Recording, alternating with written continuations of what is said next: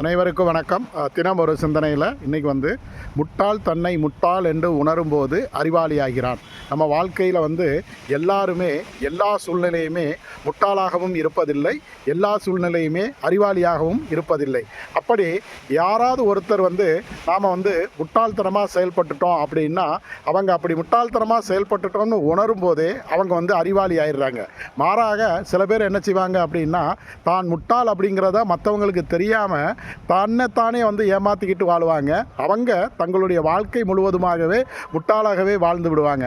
ஆனால் எப்போ ஒருத்தன் தன்னை முட்டாள்னு ஒத்துக்கிட்டு ஒரு அறிவாளியுடன் ஆலோசனை கேட்குறானோ அல்லது அறிவாளியை உதவிக்கு அழைக்கிறானோ அப்பமே அவனும் அறிவாளியாகிறான். அவன் செய்யக்கூடிய செயல்களும் ஒரு அறிவுபூர்வமான செயலாக மாறி வருகிறது. அதனால் எல்லா சூழ்நிலையிலும் எல்லா மனிதர்களும் முட்டாளாகவும் இருப்பதில்லை, எல்லா மனிதர்களும் அறிவாளியாகவும் இருப்பதில்லை.